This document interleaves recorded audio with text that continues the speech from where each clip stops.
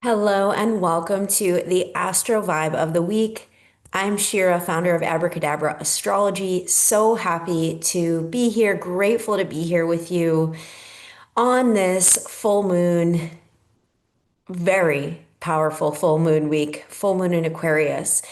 So I'd love to hear, how are you feeling? Because the more that I ask around, the more that I tap into what people in my world are feeling, there's a lot of tension and a lot of either feeling anxiety or feeling really tired or just totally depleted and tapped out.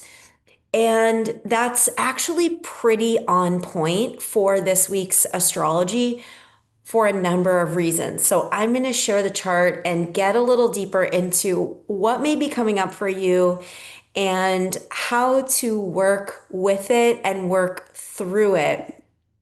This is certainly not the easiest week of the year, but what I will say is that it is an incredibly powerful week where if you can really buckle down and move through what it is that's coming up for you right now, and even be able to find a deeper level of compassion for yourself than you normally do, then you are going to come out on the other side with flying frickin' colors.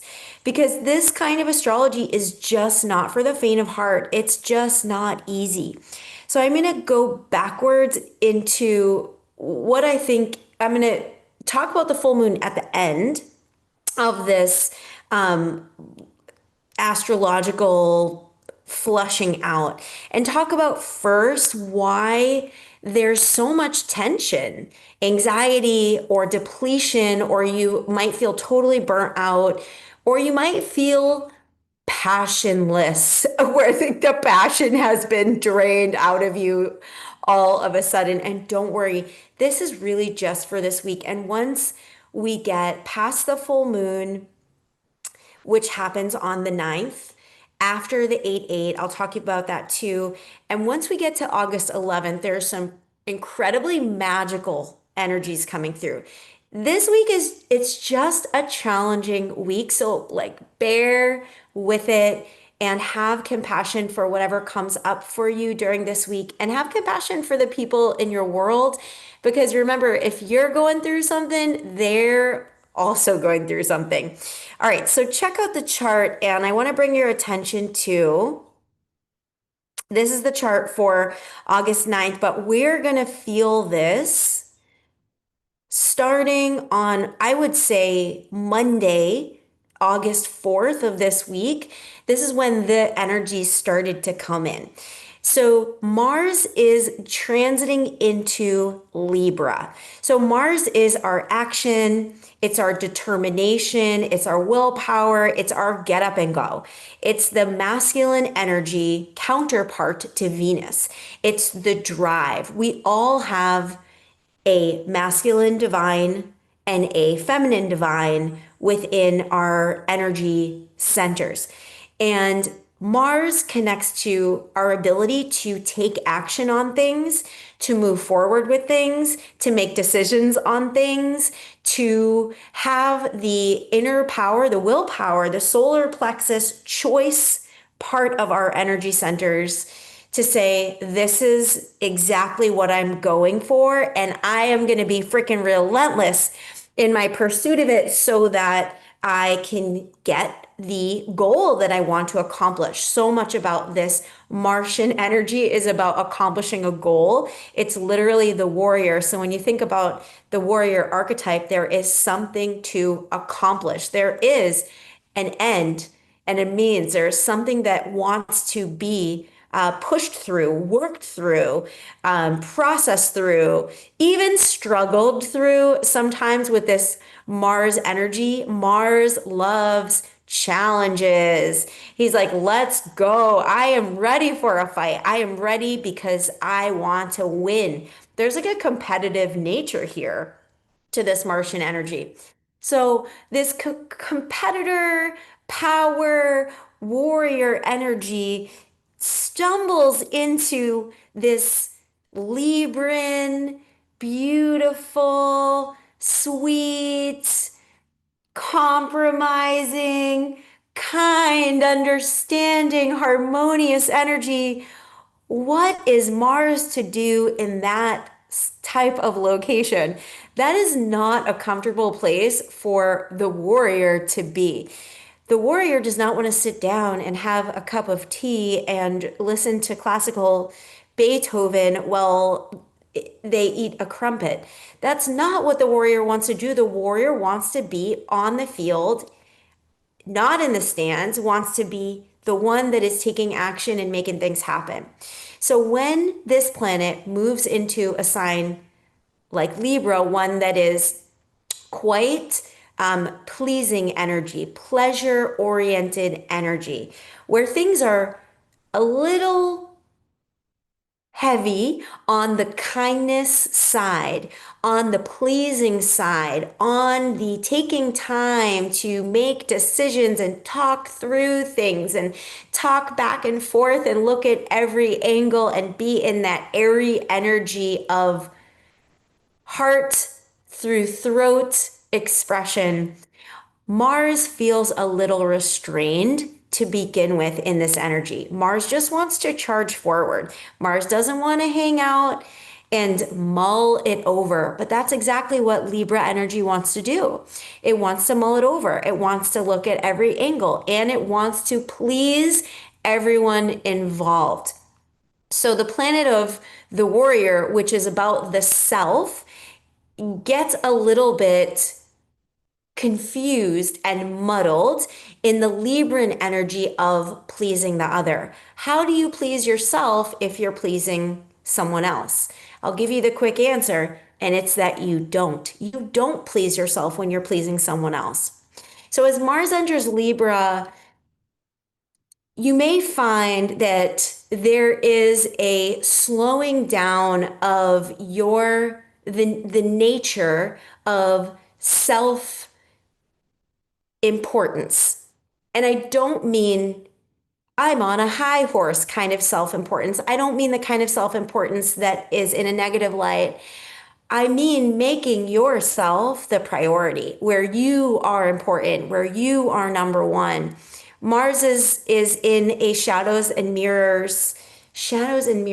Yeah, that's right. Mirrors, whatever. You get what I'm smoke and mirrors. Mars is in a smoke and mirrors like fun house when Mars is in Libra. Libra is literally the opposite sign of the ruler, which is Aries, right? So Mars rules Aries, Libra is opposite. Mars is very in this like backward motion.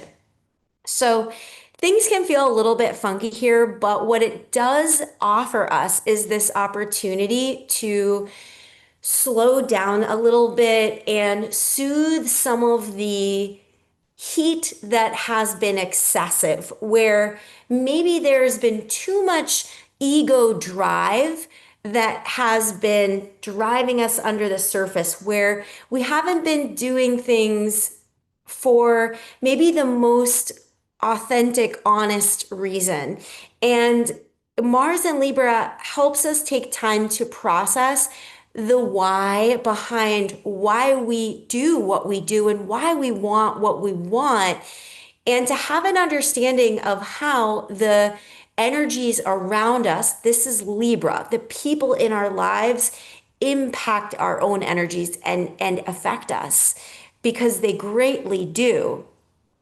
Our neurons in our brain, if you've ever heard the term mirrored neurons, if you're spending a lot of time with someone, you start to mirror their neurons. You start to mirror their thinking, and you're also starting to mirror their central nervous system. You co-regulate together.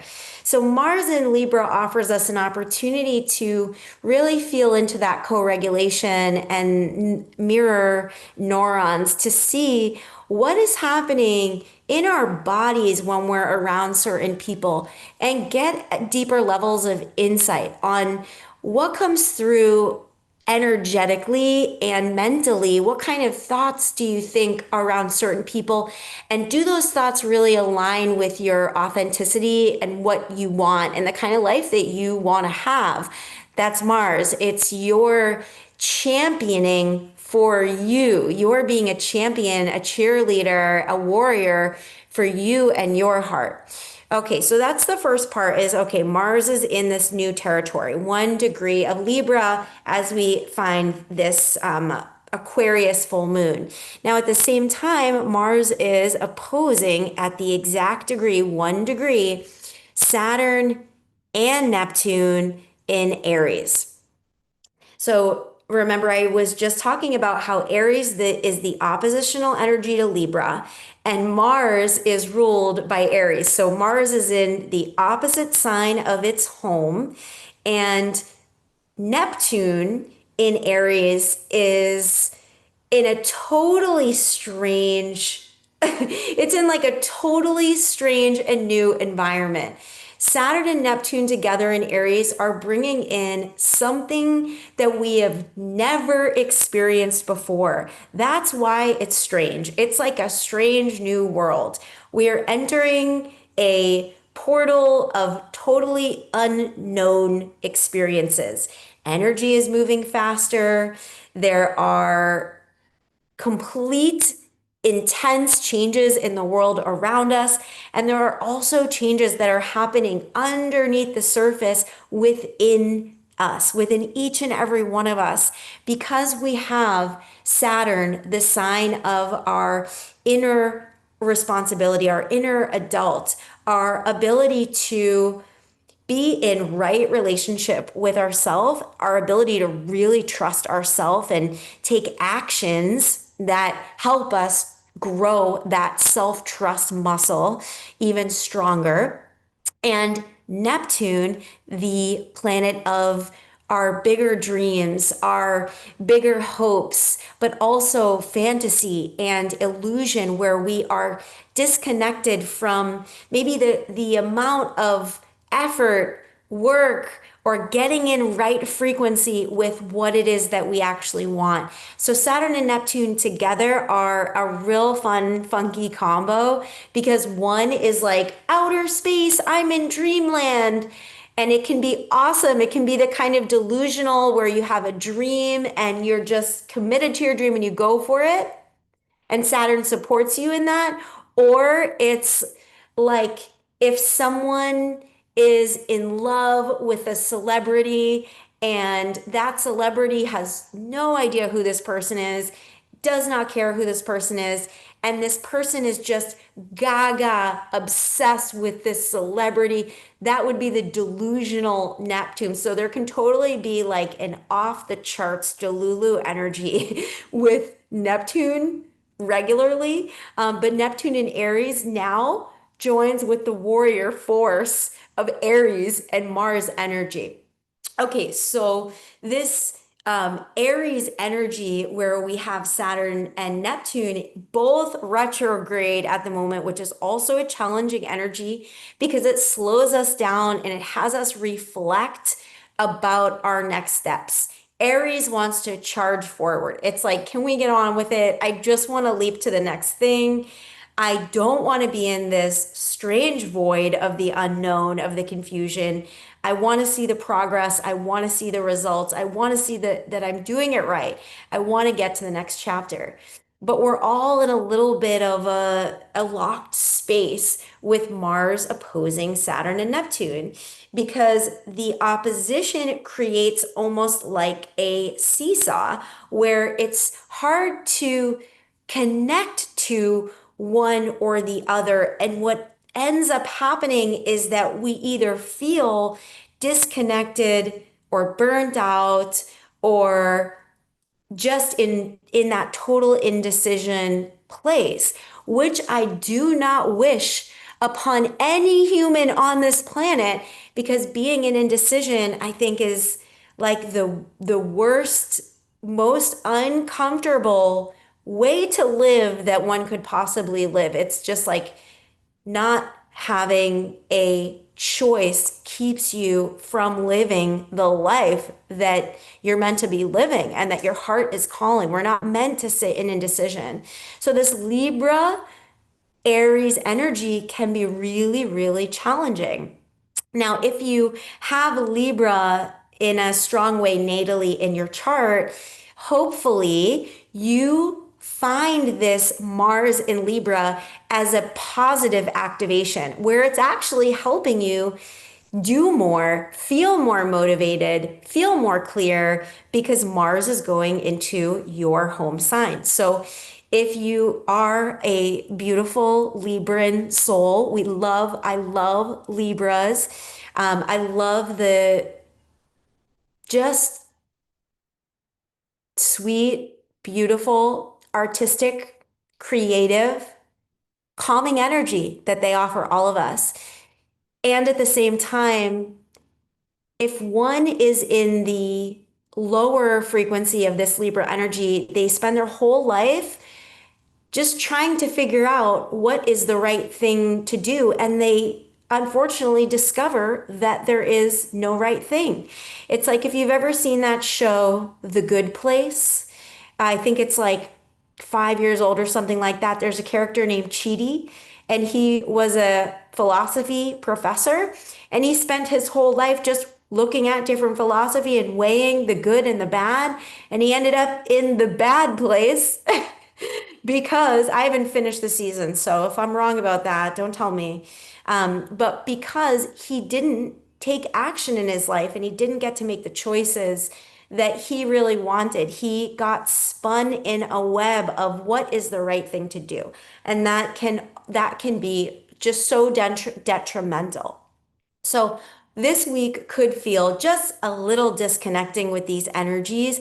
And like I said before, just like buckle down, bear with it, because in about an additional week, I would say 10 days or so from August 5th, when I'm filming this, Mars will be up to 5 degrees. It'll be out of this really tight conjunction, tight opposition, and we'll all be feeling some kind of relief. So if you're feeling all sorts of ways, it's all good in the hood. You're going to be okay. So now let's talk about what's supportive about this full moon. We have this magical outer space blast off Kite. It is a grand trine in air signs that connects this Mars in Libra, Pluto retrograde in Aquarius, going down the trine to Uranus at 1 degree Gemini, and then back to Mars in Libra. We have this beautiful grand trine, and then connected by two sextiles, making it a kite. And those are Pluto in Aquarius connecting with Saturn and Neptune in Aries, and then Uranus connecting with Saturn and Neptune in Aries. So a grand trine connects one of the same element. And in this case, we are talking about the air element. Now, you may have noticed that lately, time has kind of sped up. Things are going faster. Technology is rapidly unfolding. AI is taking jobs. It's out of control. It's like wild, wild west technology time here. And part of this is Pluto having gone into Aquarius. Another part of this is Uranus having gone into Gemini. When we talk about air signs, we're talking about information, and we're also talking about a faster energy. Of all the signs, air is the higher, faster energy. It is tapping into different frequencies, higher frequencies, galactic frequencies, and it deals with information and the movement of energy. Whereas Earth deals with the material plane, water deals with feelings, emotions, sensations, fire deals with passion and excitement and burning up the old so that we can have a rebirth and create the new. Air is the movement of energy, change, and information. When I think about air, I think about Uranus and how Uranus comes and really demands that we're growing and demands that we're changing.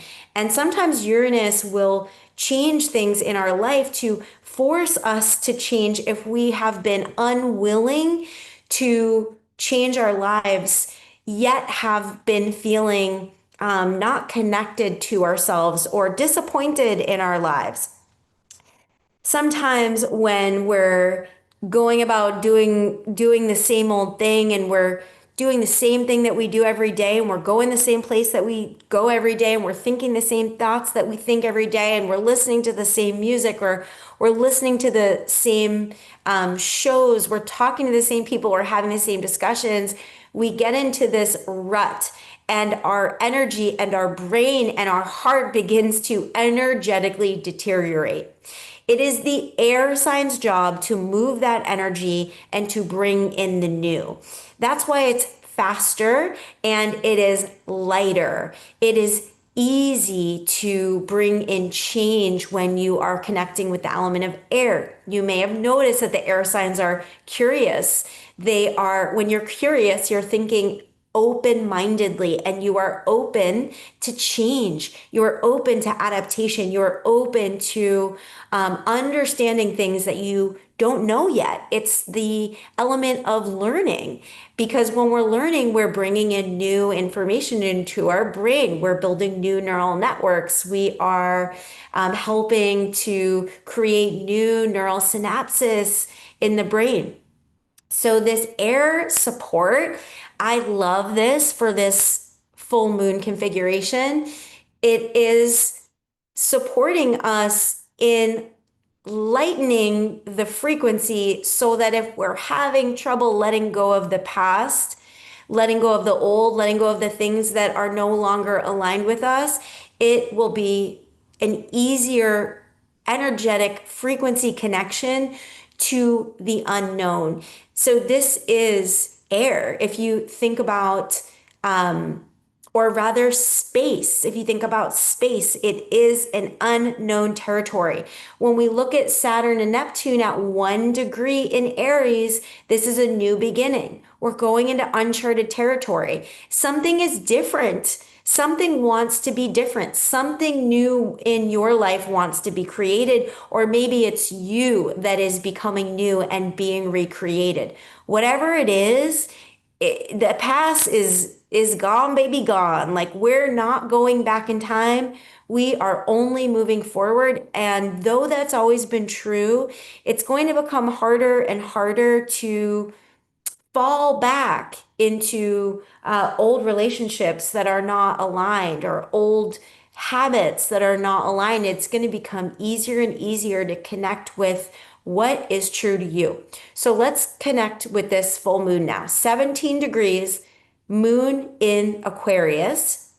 Remember, Pluto, the alchemizer, is also in Aquarius. So Pluto wants transformation. Pluto wants alchemy. Pluto is retrograde right now. So inward looking and reflecting at internally what needs to shift to get on board with this new way of being.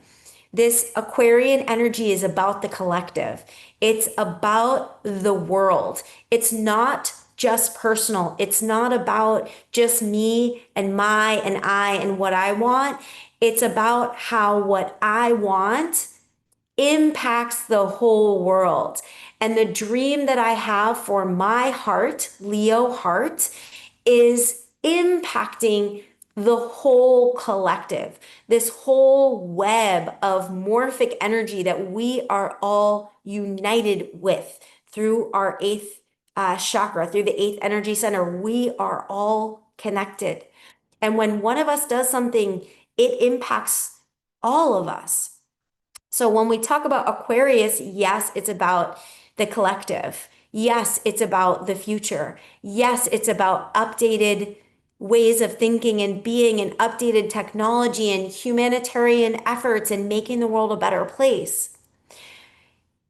And it's very important to get out there and take action on what you believe in, that's Leo. Because Aquarius can sometimes, when it's out of balance, have all of these opinions and thoughts about how the world could be better and how people are kind of shitty and people need to start doing better and we need to do better and our governments need to do better. And they have all of these wonderful ways of seeing how the world could be more equal and the world could be better and we could be supporting our communities better and society better, but then they don't do anything about it. So don't be that person that just complains about it. Be that person that does something about it. And this is where Leo comes in. So Leo is the energy of the sun.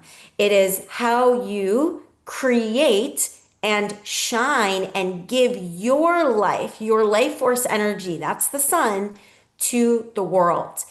Your life impacts the whole collective. And what you do with your life and your time impacts the whole collective.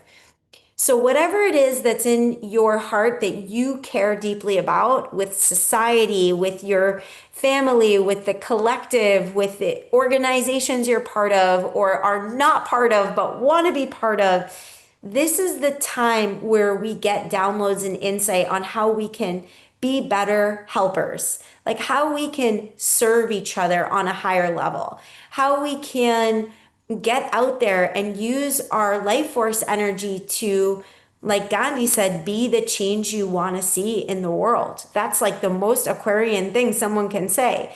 Be the change. Well, it's Leo Aquarius. Be the change you want to see in the world. Instead of talking about it, complaining about it, do something. So, what is it that you're doing?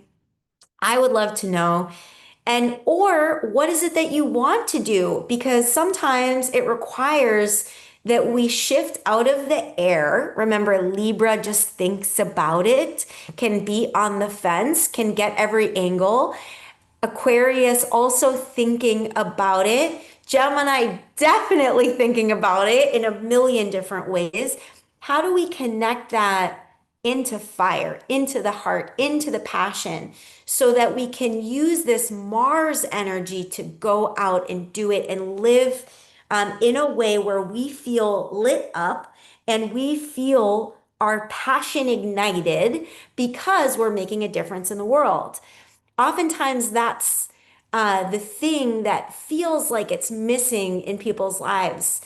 Like maybe they have so many blessings, but they don't feel connected to the world around them. They don't feel like they're of service. And there's a million ways to be of service, even if it's you hold the door for the person behind you and you look at them and smile at them. Because something that is missing in at least the community that I live in that could always have more is more connection, more heart connection from people to people, more acceptance from person to person, more just like kindness, just being kind. So if your way of making an impact in the world is you're just being kind to the people around you, amen to that. That is very powerful, very potent, and keep doing what you're doing. And if you're feeling like you wish that you were doing more and you feel called and ignited to do more, this is the full moon that is going to awaken you into new endeavors where you can get more aligned with that and you can feel more in your purpose and on your path. It's all unfolding right now. Now, I did say that I was going to talk about the 8-8, the Lionsgate portal. So let me tell you a little bit about Lionsgate. Oh, I don't know. Oh, August 2nd. No. August 8th. So let's talk a little bit about Lionsgate. So the thing about Lionsgate is that astrologically, it's not actually 8-8 that is a thing. In numerology, 8-8 is a sacred day because we're talking about prosperity. We're talking about abundance. And we're talking about the energy of infinity. What we put out comes back to us, and it's a flow of giving and receiving. Now, astrologically, in Egypt, at the beginning of July, we have the visibility of the fixed star Sirius. And I'm going to talk about this on 8/7, on Thursday, 8/7. I'm going to do an abundance and 8/8 Lionsgate workshop. But the thing is, there's a lot of misinformation out there. And what it actually is that around the beginning of July, when the fixed star Sirius became visible in the sky, near the Nile would flood. The water would rise and it would bring hydration, it would bring flourishment to all the crops. And it was a very supportive thing. And it was an amazing, exciting, abundant time. But that wasn't on 8/8. It was at the beginning of July. So what is said is that from the beginning of July all the way through August is this portal, and that it peaks on 8/8. What I think is that the most important piece of this 8/8 is not about any of that. It's actually that this fixed star, Sirius, which has to do with spirituality. Sirius is actually known as the spiritual sun, and it's crazy brighter than our sun, but it's so much farther away. So it's known as the spiritual sun. So it gives us a channel, an opportunity for blessings and light codes to come in. Now, this is true. But often, when you think about that, it would be the perfect alignment with our sun. Now, that happens in Cancer season, so we miss that too. So, there's something funky with the misinformation around Lionsgate. Lionsgate is about Leo, it's about the sun being in Leo. Pretty funky, but let me share with you something that's the most exciting part of all of this. Okay, now you can't see this on this chart. However, this spiritual sun, Sirius, is fixed and lives at 14 degrees in the sign of Cancer. So wherever 14, 13, 14, 15 degrees is in your birth chart, this is the part of your chart that has access to higher knowledge, higher levels of spirituality and connection. And Sirius also is known for being closely connected to the planet Mars, the energy of Mars. It is this like go-getting, empowered vitality energy. Now, what do you notice in this chart that I'm showing you right now?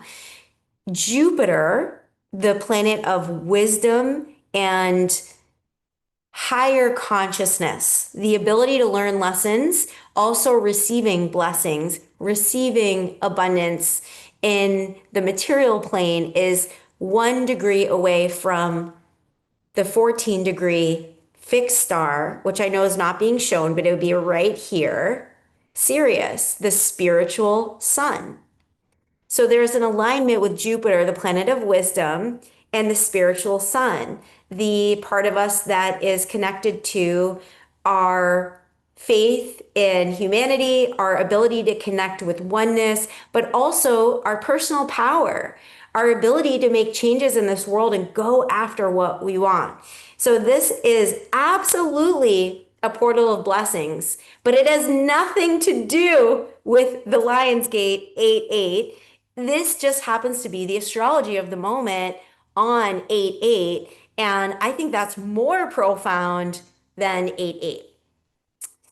So we've got a connection to on 8/8 and 8/9, when we have the Aquarius full moon, we have this connection to the spiritual sun and these higher energies, these galactic energies, and the ability for us to really connect to oneness and tapping into how we can serve all of humanity just by being our authentic selves. That's Aquarius.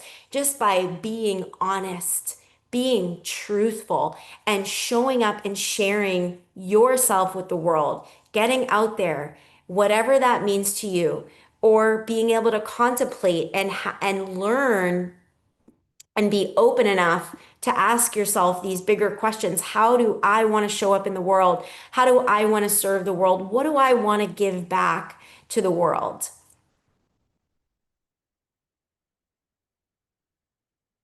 So there's a lot of really beautiful, powerful, transformational energies going down, going downtown right now. And I'm ready for it. I hope you're feeling ready for it.